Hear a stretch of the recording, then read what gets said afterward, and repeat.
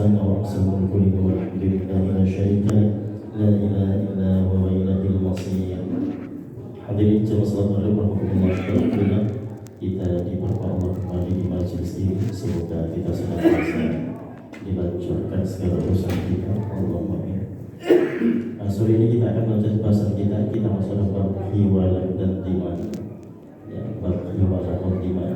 Ya, hadirin sebelum ini kita akan sedikit mendefinisikan kata hiwalan. Ya, kata hiwalan ini bisa disebut dengan istilah hawalah ya. Jadi dia punya arti pemindahan hutang.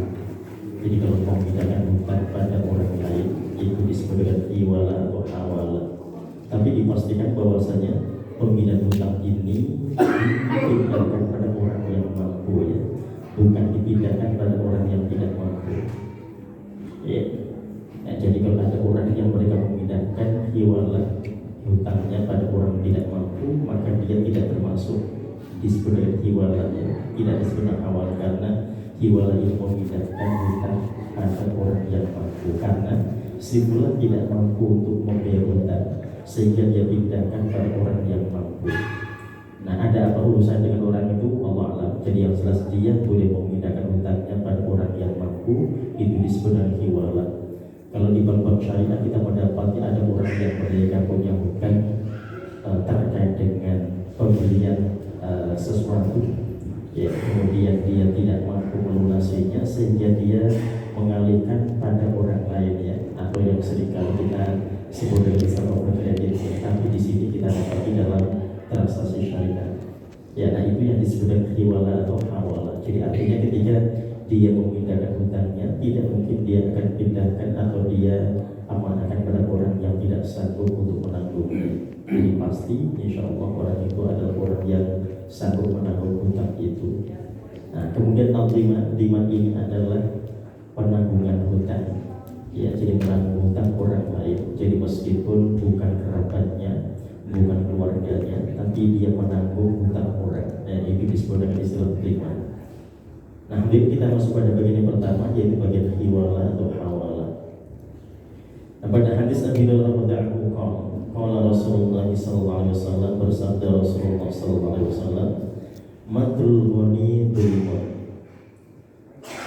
Menunda-nunda membayar hutang bagi orang yang mampu itu kezaliman. Alhamdulillah.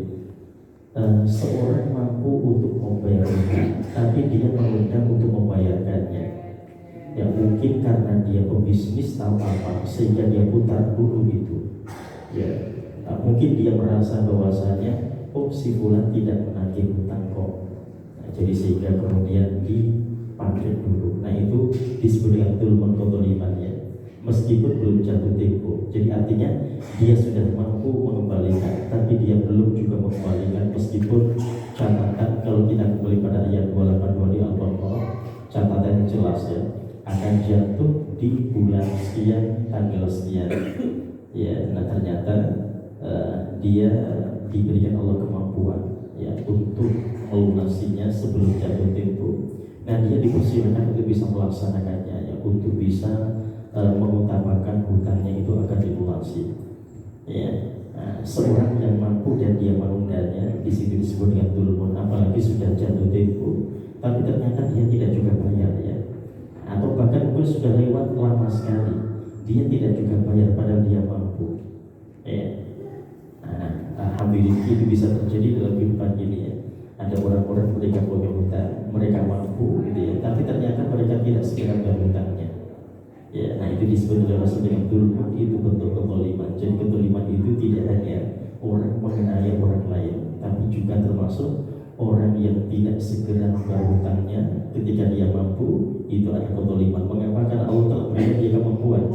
Allah berikan dia kemampuan untuk membayar, tapi dia tidak membayarnya. Nah, yang ini bahaya sekali materinya. Kenapa?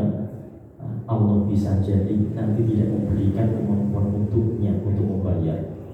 Ya, kenapa? Karena dia sudah diberikan Allah kemampuan, dia tidak segera membayarnya. Jadi suatu saat ya ketika dia mampu sekalipun, nah model-model orang begitu belum tentu akan membayarnya karena memang tidak niat untuk bisa melaksanakan kewajiban-kewajibannya. Fa idza udbi'a ahadukum 'ala mali'in falyutabi. Ya, jikalau orang yang berhutang itu mengalihkan hutangnya pada orang lain, maksudnya orang lain yang ala mali, ini terus dengan mali ya. Ini artinya bukan hanya orang lain, tapi orang lain yang punya kemampuan. Ya, jadi orang yang berhutang ini memindahkan hutang pada orang yang mampu mali, falyutabi, maka orang yang berikan hutang itu diperintahkan untuk bisa mengikutinya atau diperintahkan untuk mentaatinya. Muttafaqun alaih, hadis dari Imam Bukhari dan Imam Muslim. Ya, jadi si A pinjam pada si B ya. Nah, tapi mungkin karena si B tidak mampu sehingga kemudian dia alihkan pada si C yang mampu. Jadi nanti hutangnya ini hubungannya antara A dengan C lagi dengan C, bukan dengan A dan B ya.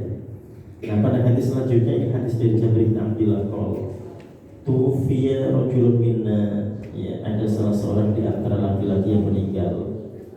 Fa wasalnahu wa khanatnahu wa kafannahu, ya, kemudian kami memandikannya, kami mengkapasinya. Mengkapasi maksudnya berikan kapas di setiap lubang-lubangnya, bagi hidung, telinga atau yang lain.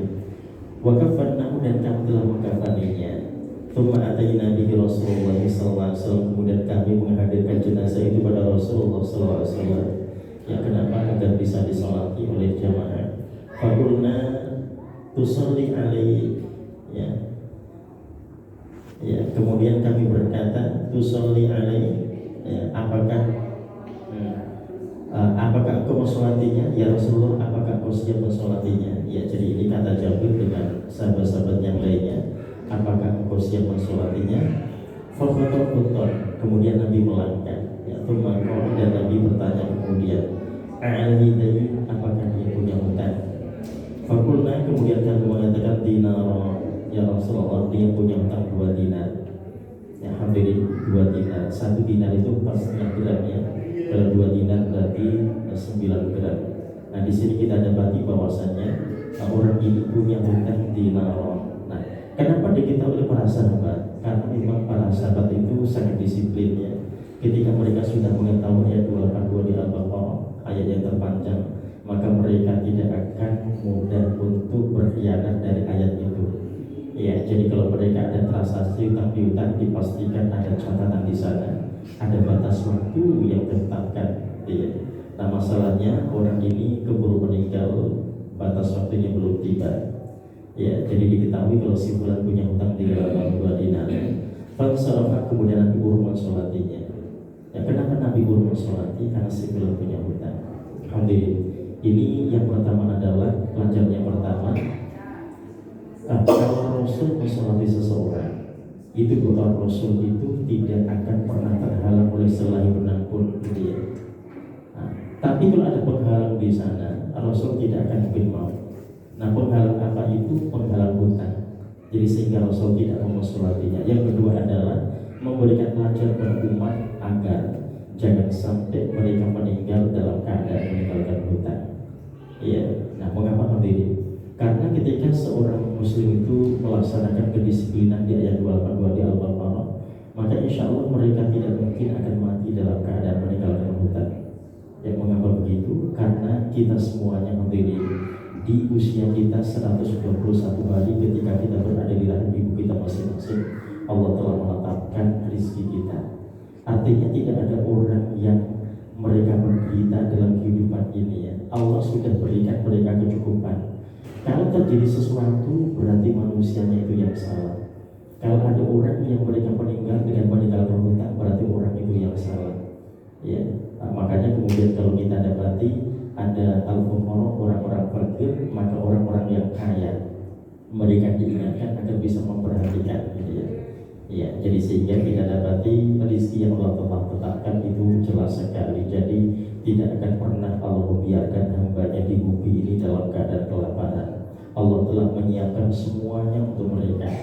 Ya, jadi kalau ternyata ada keadaan atau kondisi seperti itu menunjukkan bahwasannya ada salah urus bagi seseorang ketika Allah berikan rezeki pada mereka. Jadi mereka salah dalam mengurusnya sehingga kemudian mereka tertimpa musibah itu, dan hutang adalah musibah. Kenapa? Karena akan menjadi penghalang besar baginya. Ya, fansorofa ketika Rasul kemudian insorofa, ya beranjak tidak jadi mensolati. Fatahammalahuma Abu Qatadah fa'ataina. Nah hadirin, ini pelajarannya ketiga adalah kenapa Rasul tidak mensolati, agar ada di antara kaum muslimin yang siap untuk bisa melunasi hutangnya, ya meskipun bukan kerabatnya. Ya jadi artinya umat mereka diingatkan oleh Rasulullah. Jadi dalam pelajaran ketiga ini bahwasanya ketika Rasul tidak mau mensolatinya ketika sebelah punya hutang, menunjukkan bahwasanya mereka dianjurkan untuk bisa melunasi, siapapun yang siap menjadi relawan untuk melunasi hutangnya. Ya. Nah kemudian fata'amaluna Abu Qatadah fa'ataina, ternyata Abu Qatadah siap untuk bisa melunasi hutangnya. Padahal si Fulan itu bukan kerabatnya, bukan keluarganya, tapi siap melunasi hutangnya, ya. Ya kenapa begitu hadirin? Karena memang menyayangi saudaranya. Jadi jangan sampai seorang itu mereka meninggal dalam keadaan meninggalkan hutang, karena akan sangat berat, ya. Jangankan kita bicara dengan seorang yang mereka tidak punya kelebihan seperti syuhada. Ya, jadi syuhada orang-orang yang syahid dan perang saja. Nah, kalau mereka mendapatkan jaminan surga tanpa hisab, tapi kalau mereka punya hutang, maka tetap mereka akan dihisab. Ya, tidak bisa tidak, ya. Jadi artinya mereka tetap tidak mendapatkan kelancaran dalam hisabnya nanti, apalagi bukan syuhada, ya. Jadi sehingga kemudian ini tentunya menjadi pelajaran bagi umat agar mereka juga menyayangi saudaranya. Ya, jadi bentuk keimanan seorang muslim yang beriman adalah dia mencintai saudaranya karena yuhibbulasi, seperti dia mencintai dirinya sendiri. Nah seperti apa orang yang mencintai saudaranya itu? Orang yang mencintai saudaranya itu adalah ketika saudaranya sedih, dia merasa sedih juga. Ketika saudaranya bahagia, dia juga merasa bahagia. Nah, ketika dia mendapati saudaranya meninggal dalam keadaan meninggalkan hutang, dia pasti ikut sedih, gitu ya, dan dia akan ikut memikirkannya. Ya, nah itu yang disebut dengan orang yang beriman itu, dia bisa mengevaluasi dari sisi itu dirinya. Ya, kalau ada seorang yang hidup ini kemudian mereka merasa ketika saudaranya bahagia dia sedih, ketika saudara sedih dia bahagia, berarti jelas dia bukan orang yang beriman, ya. Ketika tetangganya sedih dia bahagia, ketika tetangga bahagia dia sedih, nah, berarti dia bukan orang yang beriman. Karena orang beriman itu dia akan merasakan kalau tetangganya bahagia, dia akan merasa bahagia juga. Tetangganya sedih, dia akan ikut sedih, dia akan merasakan kesedihan. Jadi sehingga seorang muslim yang beriman bisa mengukur dirinya, ya, dirinya itu beriman atau tidak. Nah di sini kita dapati Qatadah dan telah memberikan contoh yang luar biasa. Ya, jadi siap melunasi hutang si fulan, ya. Fakul Abu Qatadah, dan Abu Qatadah mengatakan ad-dinarani alai, 2 dinar itu menjadi tanggung jawabku. Nah itu disebut dengan diman, ya. Jadi artinya sudah ditanggung oleh seseorang. Ketika ada seorang yang telah menanggungnya, maka fakul Rasulullah SAW, Rasul kemudian bersabda, hakul gharib wa bari minhumal mayyit. Ya ini mayit atau jenazah sudah terbebas dari hutangnya, karena hutangnya sudah dialihkannya, artinya sudah bebas, tidak punya hutang lagi. Kalau na'am fasolah alaih, kemudian Nabi mensolatinya. Nah jadi ini juga termasuk syarat juga, ya, ketika kita akan mensolati jenazah. Ya, jadi harapannya ketika jenazah akan disolati itu, maka sudah ada koordinasi, ya, dengan keluarganya, ya, nanti seperti apa, ya, bahwasanya hutang si fulan kalau ada, seadanya ada, maka kalau ditanggung oleh seseorang atau oleh keluarganya atau oleh yang lainnya, ya. Jadi menanggung bukan harus keluarganya, bisa siapa saja. Jadi yang penting seorang jenazah ketika disolati sudah tidak punya hutang lagi. Nah hadirin, yang menjadi masalah adalah orang sekarang itu kadang-kadang kalau hutang itu tidak seperti 282, ya.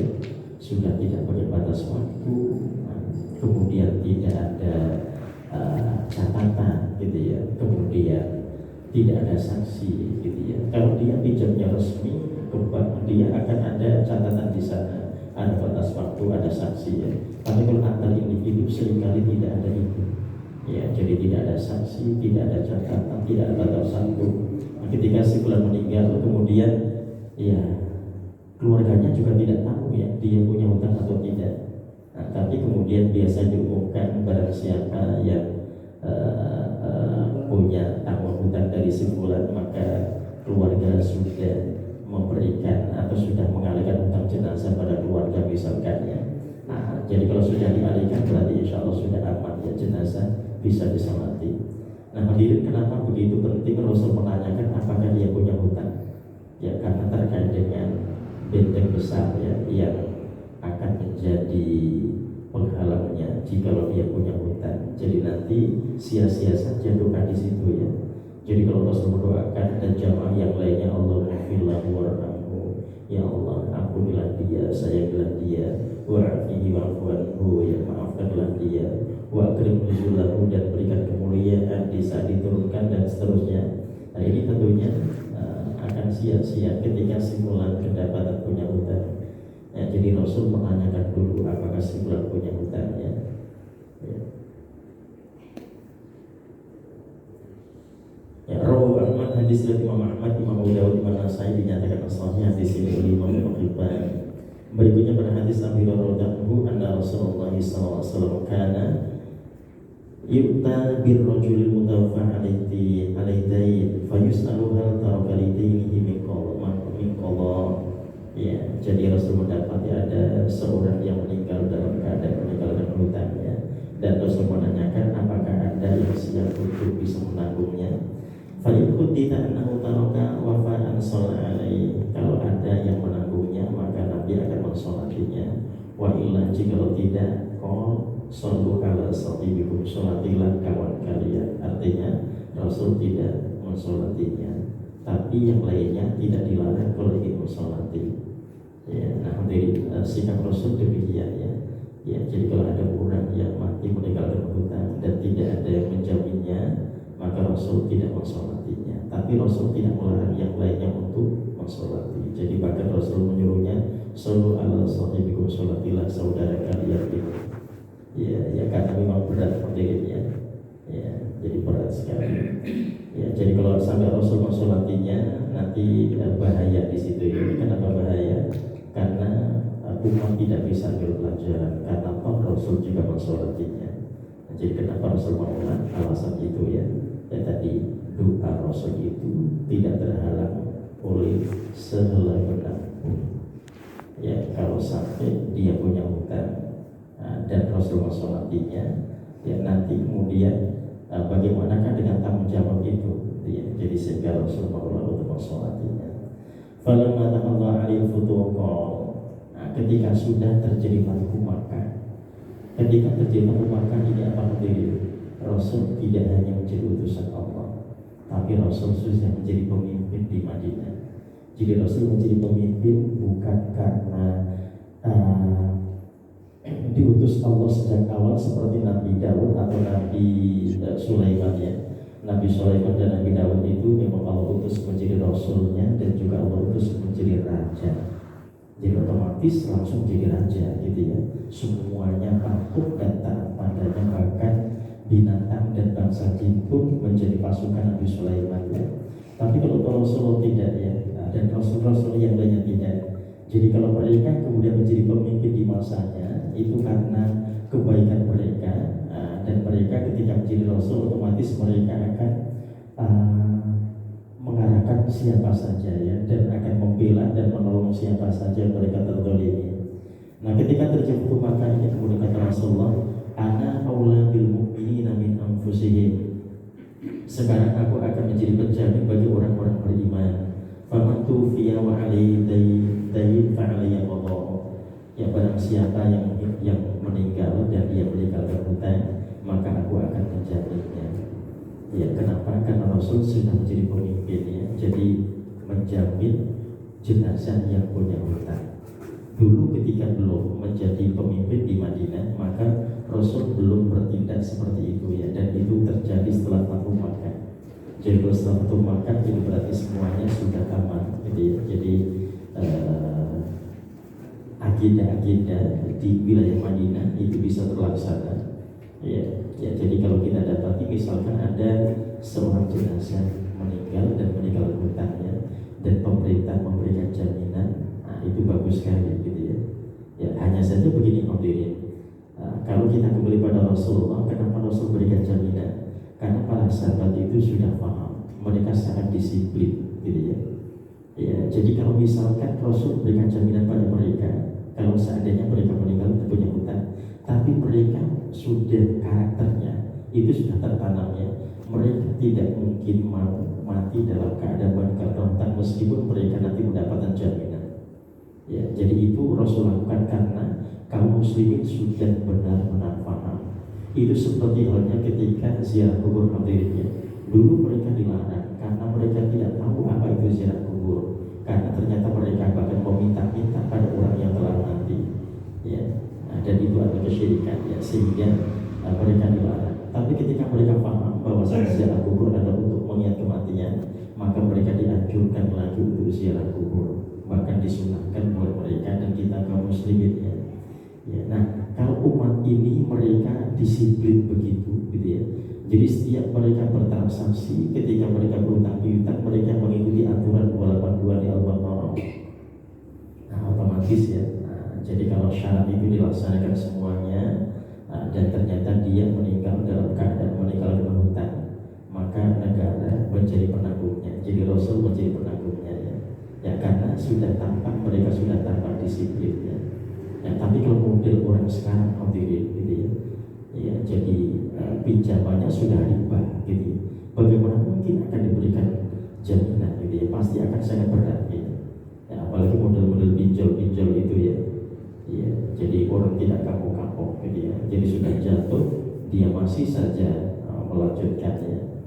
Ya, jadi kalau modelnya orang yang suka hutang bahkan suka mempelai, nah itu pasti akan berat ya. Kalau negara memberikan tanggungan jaminan pada orang-orang yang meninggal hutang, itu pasti berat kalau masyarakatnya belum teredukasi. Tapi karena para sahabat mereka sudah terdidik, jadi wajar ketika Rasul mengatakan begitu ya. Jadi itu menunjukkan bahwasanya para sahabat sudah menjadi orang-orang hebat ya, sudah menjadi orang-orang yang sangat disiplin sehingga Rasul mengeluarkan maklumat itu.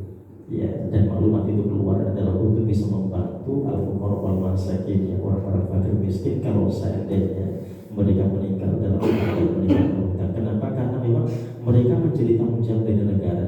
Nah, kalau kita kembali pada zakat ya, fakir miskin punya hak gitu ya. Nah, jadi kalau ada orang yang meninggal dan punya hutang ya karena kefakirannya, kemiskinannya, nah otomatis Baitul Mal akan bisa ya menjaminnya gitu ya, ya seperti itu. Ya, muttafaqun alaihi, hadis dari Imam Bukhari dan Imam Muslim. Ya. Wa fi riwayat Bukhari, dalam riwayat Bukhari dijelaskan faman mata walam yatruk wafa'an. Ya, jadi di sini tadi penjelasan terkait dengan Fathu Makkah yang Rasul sudah berikan kepada semuanya karena masyarakatnya sudah sangat disiplin ya. Dan itu tampak kedisiplinan mereka ketika Makkah itu tidak hanya dikuasai oleh kaum muslimin, tapi orang-orang kafir Quraisy mereka berbondong-bondong masuk Islam ya. Ya, jadi kalau kaum muslim menang berantem mereka karena disiplin ya. Nah, kalau mereka tidak menang menunjukkan mereka tidak disiplin dalam hidupnya ya. Jadi kalau kaum muslimin mereka kalah dalam peperangan ya. Atau kalah dalam politik, nah itu menunjukkan bahwa mereka tidak disiplin ya. Jadi banyak dosa-dosa yang mereka lakukan ya. Jadi sehingga menjadikan mereka sulit mendapatkan kemenangan itu ya. Kita ingat kemenangan itu jumlah kaum muslimin sangat banyak ya, 12.000 ya. Ketika mereka punya rasa bangga, dulu kita di perang Badar 316 saja menang, apalagi sekarang 12.000, pasti kita akan lebih mendapatkan kemenangan lagi. Dan ternyata perasaan bangga itu disebut sebagai kesombongan. Jadi mereka tidak bisa memenangkan peperangan pada perang Hunain ini. Setelah orang-orang yang punya perasaan bangga dan sombong tadi pergi ya, dikejar oleh musuh, tinggal sedikit di antara sahabat, ternyata perang bisa dimenangkan oleh kaum muslimin. Jadi perang dimenangkan bukan karena jumlah mereka yang banyak, tapi karena mereka terjauhkan dari dosa. Yang berikutnya pada hadis Amr bin Shu'aib menjelaskan di ayatnya bahwasanya qala Rasulullah sallallahu alaihi wasallam la kafalata fi hadil rawal Baihaqi bi isnadil dhaif ya. Ya, jadi kalau had itu tidak ada kafalahnya, had di sini kita kembalikan kepada tanggung jawab seorang yang mendapatkan hukuman had. Ya, jadi hukuman had ini nanti bisa bermacam-macam ya. Jadi kalau dia misalkan membunuh dengan sengaja, dia akan dikisos. Kalau dia tidak sengaja, maka dia akan dikenakan diat. Ya. Nah, kalau dia melukai orang lain, maka dia akan dikisos dengan dilukai juga. Nah, kalau dia dimaafkan oleh korbannya, maka dia bisa membayar diat. Nah, dan itu kita dapati di sini ternyata tidak ada kafalahnya. Penjelasannya, syaratnya dhaif, ya. Nah, jadi sehingga kemudian untuk yang satu ini tidak berlaku. Ya, jadi orang yang terkena denda, maka denda akan dia laksanakannya. Tetapi kalau kita kembali pada hutang tadi, ya ternyata seorang bisa dibantu oleh saudaranya. Ya. Nah, hadirin, kenapa kemudian kalau denda kok berbeda gitu ya dengan hutang ya? Ya, kalau denda beda dengan hutang ini, kalau seorang terkena denda lantas kemudian dia mendapatkan kafalah, nah itu nanti pasti akan bisa menjadikan hukum itu akan semakin lemah gitu ya. Ya, akan semakin lemah. Jadi itu tetap akan ada. Ya. Nah, berikutnya kita masuk pada hadis Abi Hurairah radhiyallahu anhu, qala Rasulullah sallallahu alaihi wasallam, qala Allah Ta'ala berfirman. Ya, kalau ada hadis yang model begini, ini berarti ciri khas hadis qudsi clearnya. Jadi kalau ada hadis qala Rasulullah sallallahu alaihi wasallam kemudian diteruskan dengan qala Allah azza wa jalla, Allah azza wa jalla berfirman, atau qala Allah Ta'ala berfirman Allah Ta'ala, nah itu berarti menunjukkan hadis qudsi. Jadi hadis qudsi ini adalah hadis yang redaksinya ini dari Rasulullah ya, tapi isinya ya maksudnya dari Allah ya. Kalau Al-Quran itu isi dan redaksinya dari Allah, tidak ada perubahan apapun ya, satu huruf pun tidak berubah, itu Al-Quran ya. Tapi kalau untuk hadis qudsi, nah itu lafadznya bisa dari Rasulullah, tapi maksudnya dari Allah ya. Nah kalau hadis Nabawi, nah itu nanti di bawahnya lagi yang kita bahas tadi, dan hadis-hadis yang lain hadis Nabawi itu redaksi dan juga isi dari Rasulullah gitu ya. Ya. Nah kalau hadis qudsi ini meskipun kita dapati maksudnya dari Allah, tapi tidak boleh digunakan dalam salat ya, dalam salatnya Al-Quran saja. Ya, dan dia posisinya nanti akan di ilmu mustalah hadis juga akan ini ya, punya tarjihnya, ada yang sahih, ada yang hasan, ada yang dhaif gitu ya, seperti itu. Karena ayat Al-Quran kan semuanya jelas gitu ya, tapi kalau hadis qudsi nanti bisa dalam tarjihnya seperti hadis Nabawi. Ya, jadi ada periwayatnya di sana sehingga kemudian bisa dikaji terkait dengan kedudukan hadis itu, apakah makbul diterima atau mardud tertolak. Ya, nah ini kata Allah, ana syarikain, aku adalah yang ketiga di antara dua orang yang berserikat. Ya, jadi kalau ada dua orang yang berserikat, ya mereka berbisnis bareng gitu ya, maka Allah itu Allah yang ketiga. Kalau Allah yang ketiga berarti insya Allah Allah berikan keberkahan gitu ya.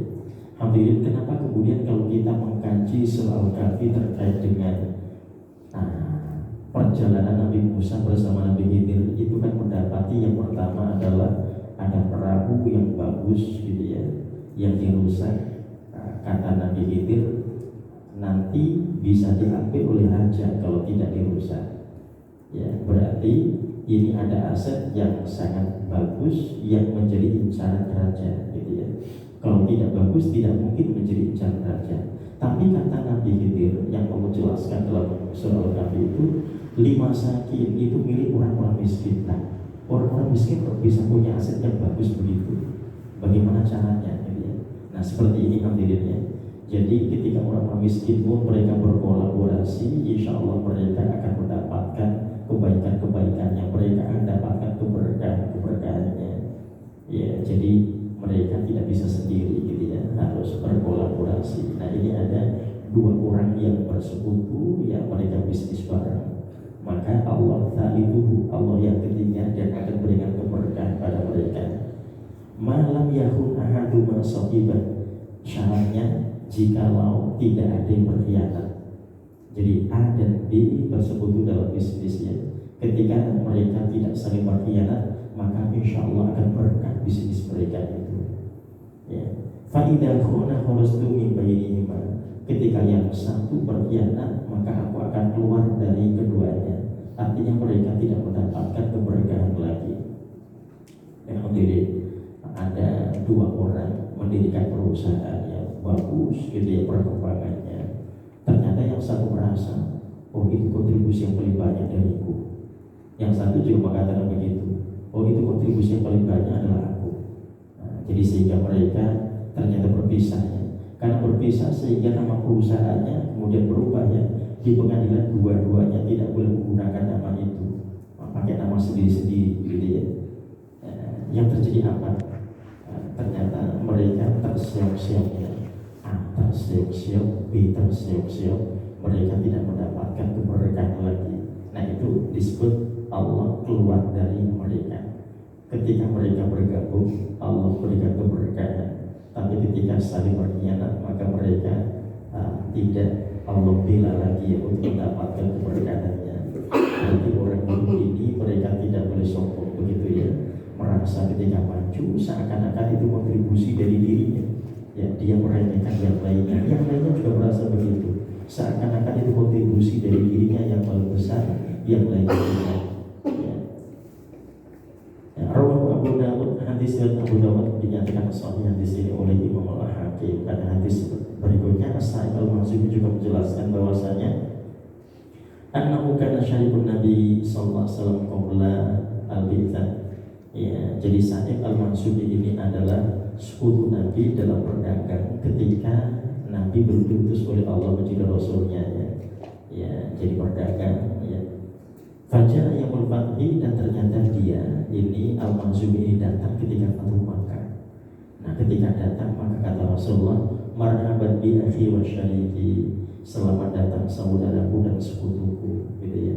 Jadi artinya dulu meskipun Rasul belum diutus oleh Allah menjadi Rasulnya dan kawannya ini Al-Mansuri ini mungkin masih dalam kesyirikan, gitu ya.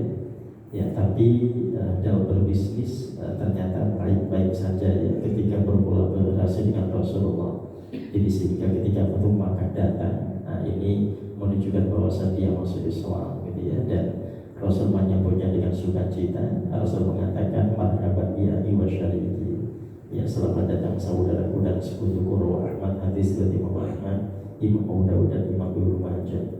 Ya. Berikutnya pada hadis Abdullah bin Mas'ud radhiyallahu anhu, "Ishtamtu ana wa Ammar wa Sa'dun fi ma nusiba yauma Badrin." Ya. Aku berserikat dengan Ammar dan Sa'ad. Ya, jadi Abdullah bin Mas'ud atau yang dikenal dengan Bin Mas'ud ya, yaitu berkolaborasi atau dengan Ammar dan juga Sa'ad ya. Jadi artinya kolaborasi bisa banyak ya, tidak harus berdua tapi bisa banyak.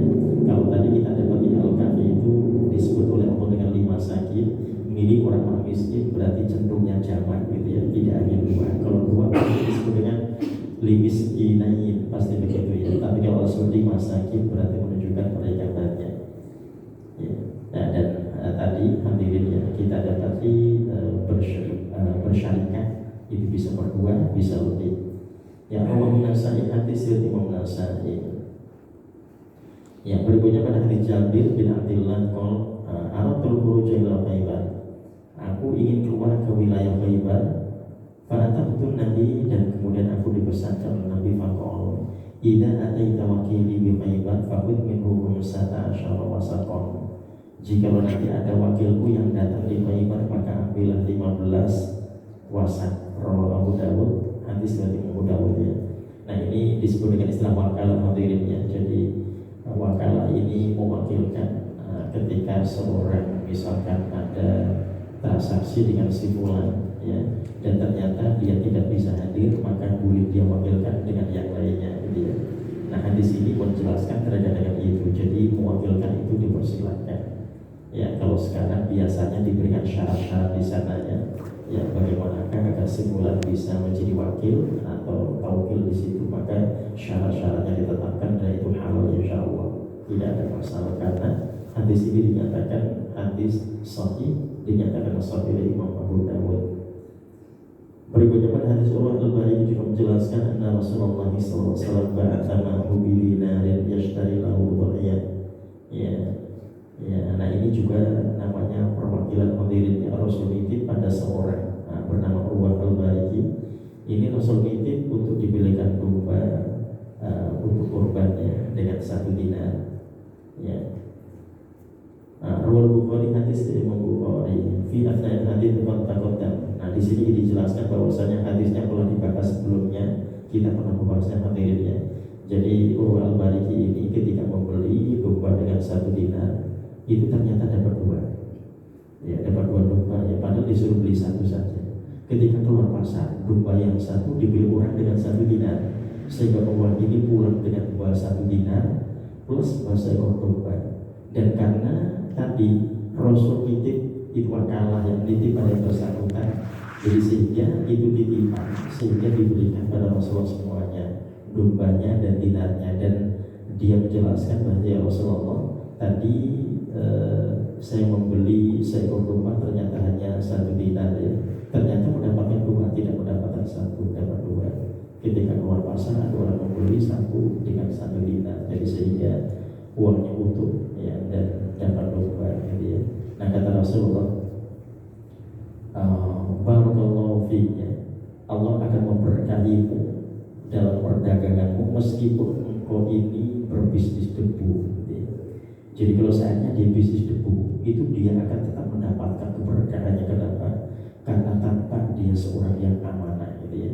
Jadi ketika ada wakalah di situ, dia mewakili, dia tetap amanah ya.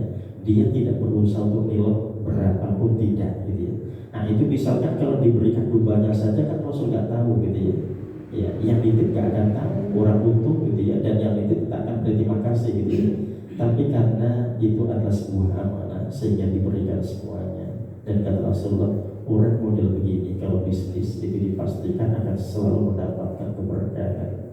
Ya, jadi karena kebaikan dan kejujurannya. Ya, nah hadirin, kalau ada orang yang ternyata suka nilai gitu ya, tapi kok lancar bisnisnya, itu berarti istidraj. Ya, itu nanti seperti Quran hadirin. Jadi Allah bukakan pintu-pintu semuanya, dia akan gampang banget ya. Jadi nilai situ, nilai sana, tapi lancar gitu ya. Nah diingat, itu dia sedang menaiki puncak bukit, nanti dia akan dijatuhkan oleh Allah. Dan ketika jatuh akan sakit ya, dan tidak hanya di dunia, dia akan dinanti atau di akhirat. Kenapa? Orang-orang didoliminya semuanya akan menuntutnya ya. Jadi sehingga nanti dia menjadi muflis, orang yang bangkrut ya, karena banyak sekali orang yang menuntut karena telah didoliminya. Kalau seandainya si fulan itu ahli ibadah, misalkan memilih, dia punya amal ibadah yang sangat banyak, itu nanti bisa habis ya kebaikan amal ibadahnya itu. Ya, jadi harta dia tidak dapat, amal ibadah hapus semuanya, dan dia pada akhirnya masuk neraka. Ya, kalau korup itu sudah jelas ya, ditelan bumi semuanya gitu ya. Ya, jadi dalam kehidupan ini berarti ada 2 kemungkinan ya. Orang itu baik, disiplin dalam keimanan, Allah berikan kelancaran.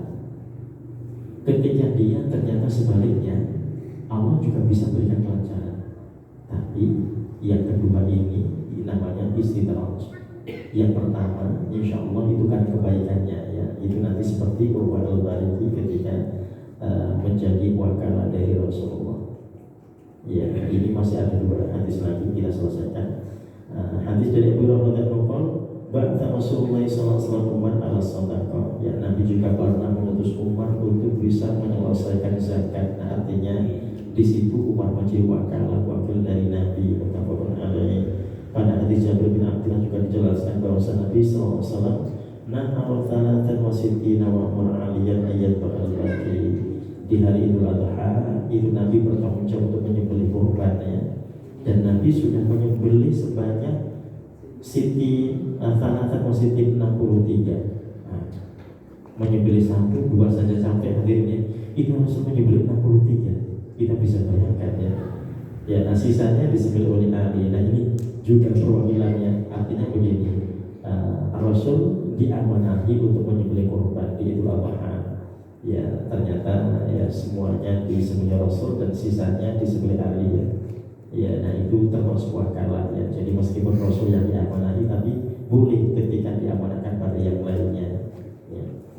Rawi Muslim, hadis dari Imam Muslim, dan yang terakhir adalah hadis Abi Hurairah fi kisatil asy qala Nabi utu yang tunais al-Qur'anin hada fa in tarakat farjumha. Ya, kalau ini terkait dengan bahasa Raja Mukirinnya, ini terkait dengan Quraisy. Jadi nanti kita akan bahas di sesi selanjutnya terkait dengan hukum perzinahan ya, untuk yang terakhir ini.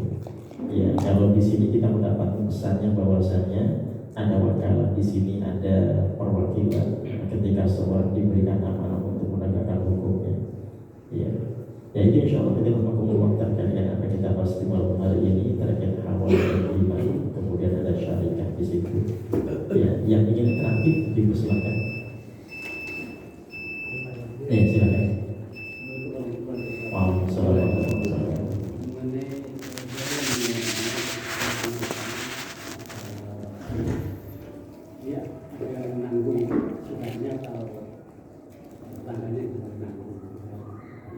Cuman sebelum dia membayar amal itu yang nanti sudah punya. Jadi gimana nasibnya?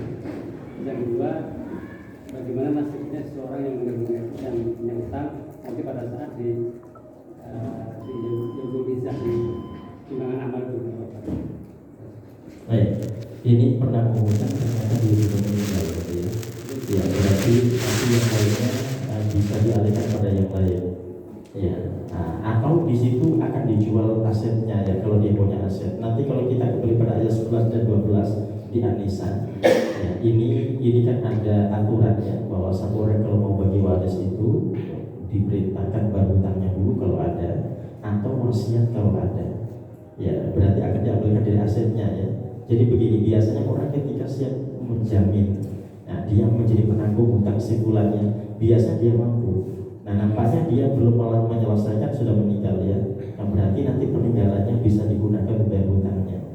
Ya, ya. Tapi yang jelas bahwasannya para penghutang sudah orang yang memberi hutang sudah mendapatkan jaminan ya, bahwa nanti dia akan mendapatkan jaminan dari peninggalannya itu. Nah berarti insya Allah sudah aman ya. Dan itu mesti ditetapkan, diikrarkan sebelum sholat dilaksanakan. Ya, jadi ini mengingatkan kita semuanya. Jadi jangan sampai ikratnya dinyatakan setelah sholat ya. Itu ikrar dinyatakan sebelum sholat. Jadi sehingga sudah selesai ya. Sudah tidak ada urusan apa-apa antara jenazah dengan hutang. Jadi sudah ada lunas. Kalau yang kedua nasibnya malaikat di Yahudi.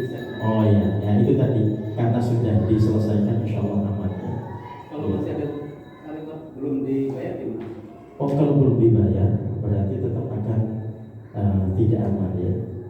Ya makanya teknis itu untuk bisa menyelesaikan mesti tadi harus dilaksanakan dengan sebaik-baiknya ya. Jadi dia adalah seorang penjamin, ternyata dia meninggal sebelum dilunasi hutangnya. Ya, nah ini nanti terkait dengan harta peninggalannya sebelum dibagi waris, maka wajib untuk diselesaikan. Jangan salah tidak ya. Jadi pewaris ahli waris itu mereka tidak boleh hanya berpikir akan bagiannya. Mereka akan harap mendapatkan bagian jikalau bagiannya itu ternyata adalah hutang yang harus dibayarkan gitu ya. Ternyata tidak dibayarkan dan mereka bagi, maka mereka akan mendapatkan harta haram di situ. Ya, karena mestinya akan diselesaikan hutang jenazah ini baru kemudian akan dibagi warisnya. Ya dulu pernah ada di masa Rasulullah seorang itu yang dia mewasiatkan hartanya. Nah, tapi ternyata ketika dia meninggal dia punya hutang banyak. Nah, oleh Rasulullah wasiatnya ini dibatalkan dan dijual. Nah, kemudian dipakai melunasi hutangnya. Ya, nah mungkin ada orang yang merasa begini ya, agak berani lah merubah wasiat dosa gitu ya. Tapi si fulan punya hutang, jadi Rasul jual itu dan kemudian dipakai untuk bayar hutang. Jadi boleh jadi ada orang begitu hadirinnya, dia wasiat ya untuk bisa dibawa tidak mau harus digunakan untuk membayar itu. Ya itu insya Allah. Nah, cukup, kita akan lanjutkan di pertemuan selanjutnya. Kita akhirnya hamdalah dan doa kafaratul majelis. Alhamdulillah rabbil alamin.